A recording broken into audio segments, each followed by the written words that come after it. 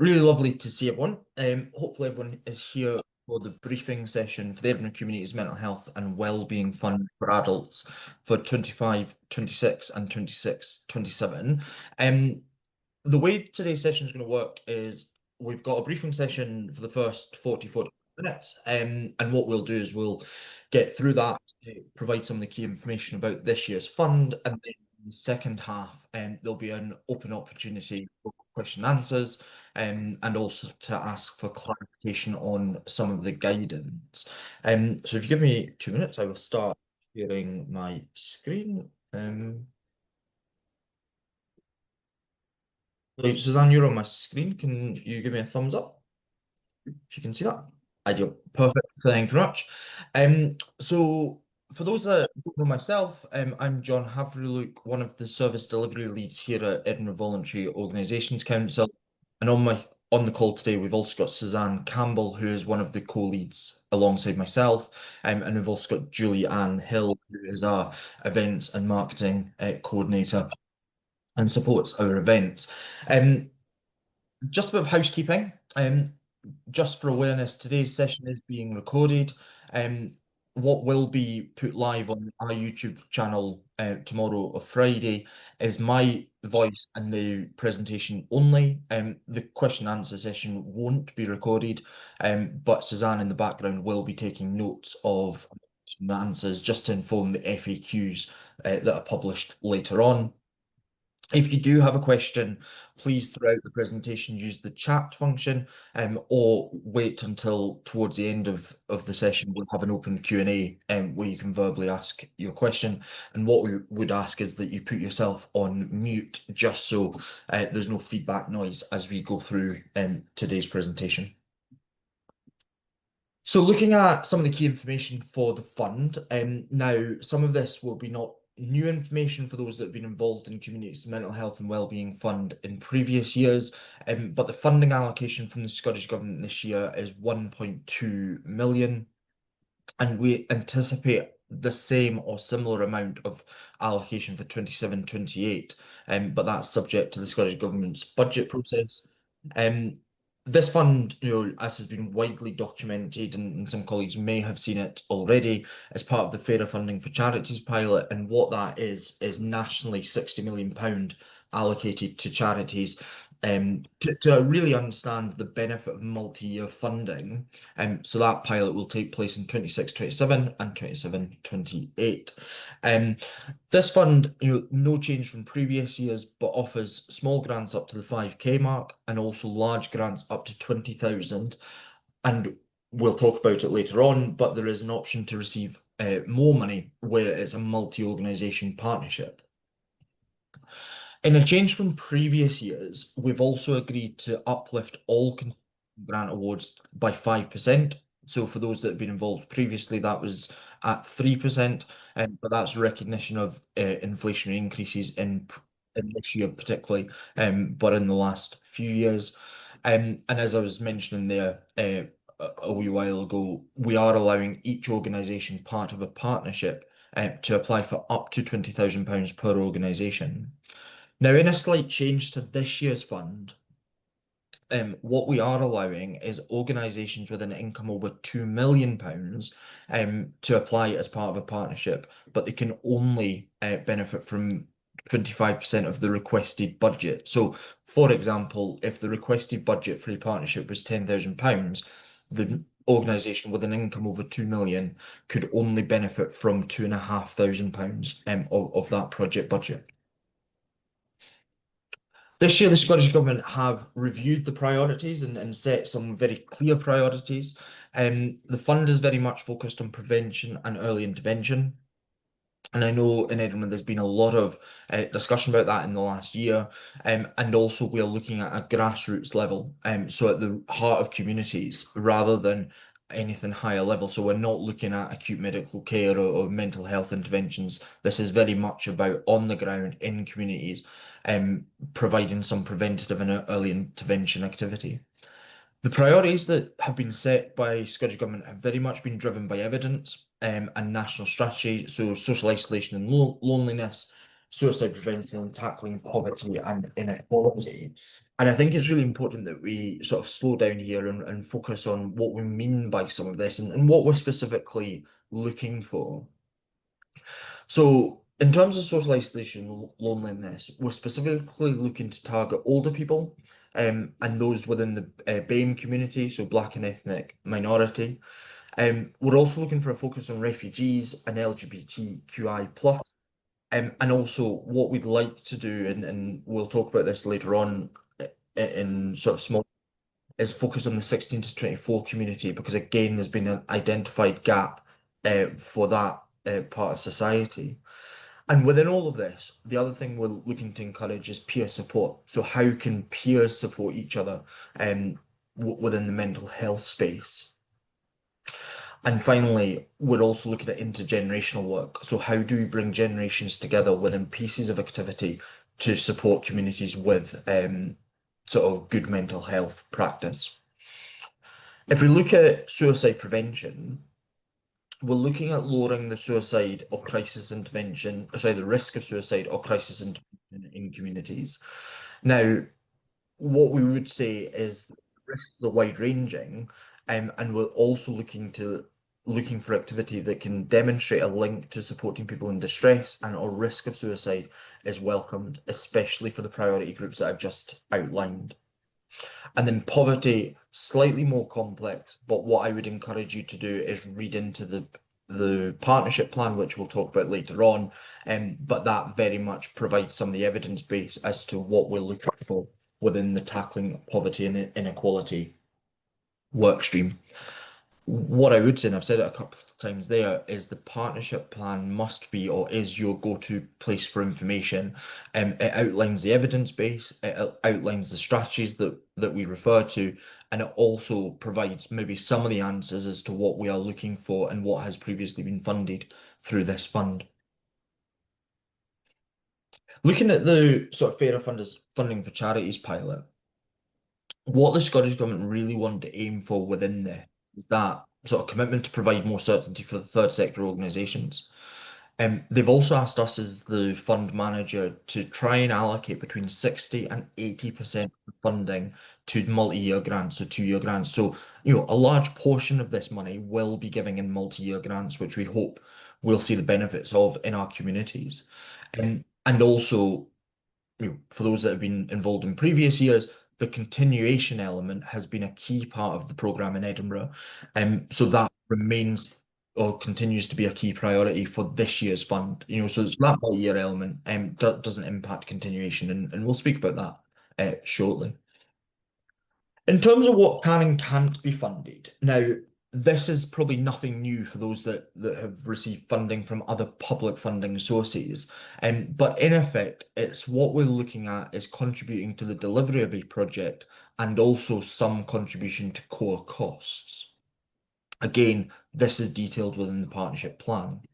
And then, in the same way that what can be funded, what can't be funded is very similar to what you would expect from public funding or other public funds you might be accessing currently. Looking at the breakdown of the budget for 25-26 only, although we anticipate this will replicate itself in 27-28. So the available budget is 1.226 million. If every grant that is eligible for continuation grant was to apply for continuation grant funding, that equates to about £408,000. But from experience in previous years, not every project goes for continuation, and equally, not every project is granted continuation that requests it. So this is a maximum level rather than the amount we anticipate to be distributed.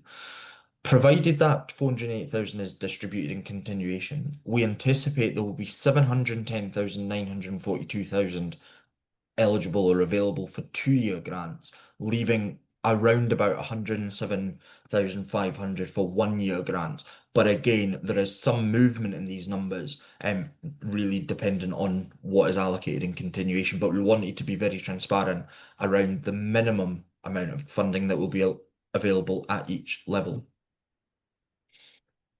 One thing we've changed from previous years is we've bought into or we've commissioned a platform called Plinth.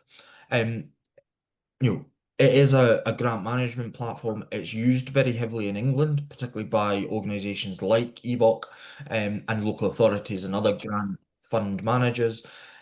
One thing I would say, we want to highlight this but also stress it, is the system is artificial intelligence based, but we want to be very, very clear this is not about making decisions on applications, but it helps us to administer the fund. So it helps us to really better understand your applications. It helps us to better understand the due diligence process, and it also better understand allows us to understand how money is being allocated and in what parts of the city. So it's much more about the handling of information rather than on the decision end of this process. This is also a closed loop AI system, so it's not informing or it's not training any sort of publicly available AI system. So any information handled by EVOC is only handled by EVOC and will not be passed on to other AI systems that may or may not be available on the market. What I would say is online on the Evoc website, we have created a user guide. I would encourage before application, everyone goes and reads that. It's very similar to other systems that you might use in terms of setting up an account, following a process. The one thing we have done from previous years, so in previous years, we used an online form. This year, it's an online platform, is that what Plinth allows you to do is save your application rather than having to complete it in one sitting. Now, that was something that was asked for through our lessons learned exercise from applicants in previous years, and hopefully you'll see that as a positive for this year's fund. If we look at the timelines now, the application or the expression of interest form will open today, and it opened this morning at 11 o'clock when this presentation started, and will run through until the 10th of October. Now, we'll talk a wee bit about the expression of interest, but that is a mandatory process for anyone who wants to apply for the fund. So the first key deadline is the 10th of October. There is a collaboration event on the 21st of October. Now, this is a optional part of the process, but it's something that a lot of partners and a lot of applicants have said they found of real benefit in previous years because it gives you an opportunity to meet other applicants, understand collaborations, understand local need as well, particularly if you've maybe not considered something, and also to meet the team behind delivering this fund. The application form will then open on the 21st of October and close on the 5th of December. And this is the part of the process that will be seen by the local advisory team. So the assessment panel will get the information on your application form. Decision making for new applications will take place in December 2025 for small grants and February 2026 for larger grants.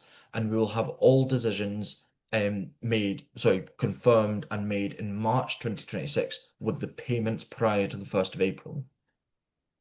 So you can start to see how this is now timelining over the next short while. In terms of continuation applications, now information will be going out shortly to those that are eligible for what we call a continuation application. But effectively, the criteria for that is having been funded since year 3, so that's 24-25, and have had subsequent continuation year funding or funded in 25-26, and is now going into second year of continuation. You will be asked to confirm your intent to continue your project or not.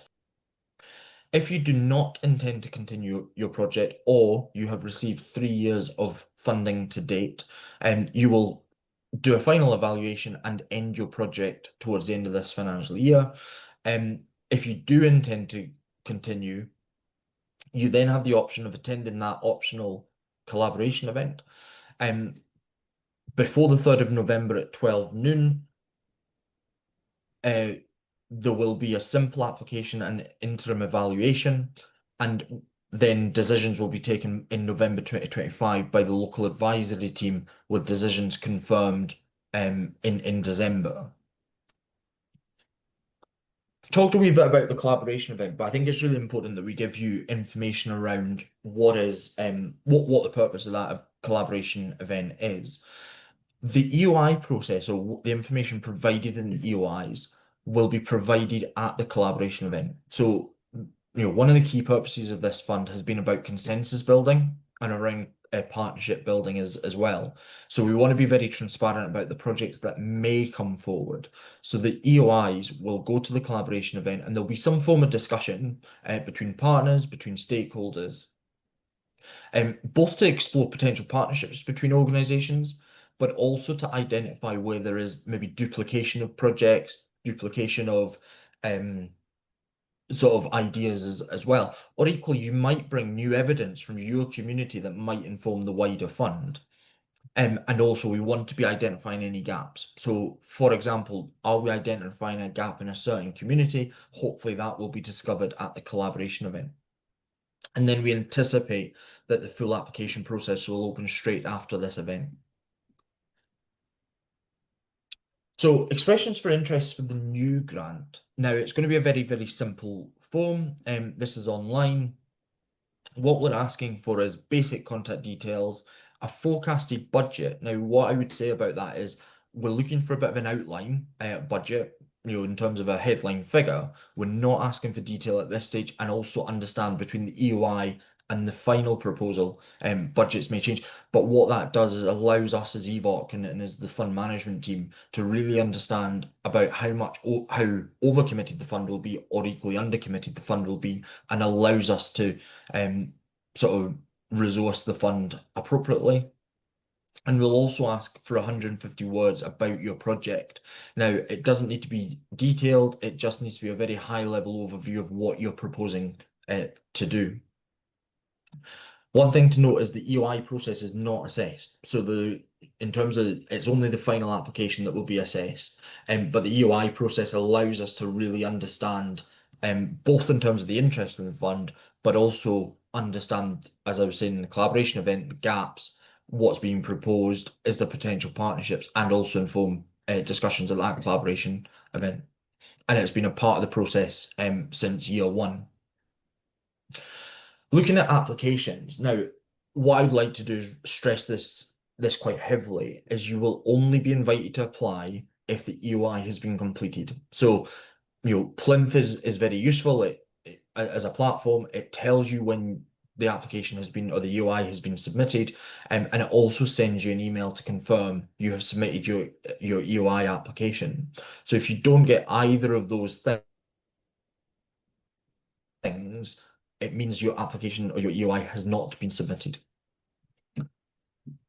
All application forms, so the EOI and the application form, will be using Plinth as we've talked about, and it is the application form that goes to your locality advisory team. So that is the bit of information, or the bulk of the information, that will be assessed against the priorities and the needs of the fund. Looking at information, so there's obviously a lot of information out there. The partnership plan is incredibly detailed, and Suzanne and I have worked quite heavily on that over the last couple of weeks.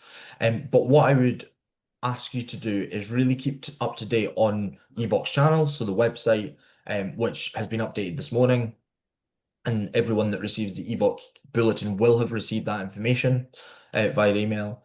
Our social media channels as well, that keeps you up to date, or will keep you up to date on the fund, and ultimately the e-news, which, if you received the email this morning, you should receive the e-news on an ongoing basis. You will also receive via email the invite to apply, so the application link. You will, as I said previously, you will only receive that when you submit, or after you've submitted your EOI. And also, if you're a continuation fund application or project, you will also receive a separate invite to apply via email as well. If you haven't received an email for any of these things, please do get in touch, and the emails will have gone out this morning. Please do get in touch with us at funding@evoc.org.uk, and one of our team will pick it up in due course. We want to be very sort of open and transparent about this fund, and we have provided, between Suzanne and I, 30-minute meet the funder conversations. What I would say is that is a real opportunity to come talk about the priorities, ask questions of the fund team, maybe discuss your project as well. And we know from experience in previous years, applicant projects have found those sessions useful. Just so you're aware, it's myself that'll be doing the 19th and 23rd of September, and it's Suzanne that will be doing the 3rd of September and the 3rd of October. But they will run in a very, very similar format. There won't be a structure. It's really for you yourself to come and meet with us and ask questions. I'll give you 30 seconds if you would like to scan any of those QR codes and book in. Um, but really, what we want to be doing, and one thing we've built into this fund is that opportunity to meet the team, collaborate with us, understand the priorities, understand the partnership plan, and also be very open and transparent about what information we're giving. So what we don't want to do is trip anyone up, if you can use that sort of phraseology. That's us come to the end. The fund information is online. Please scan the QR code to access that. Otherwise, it's at evoc.org.uk.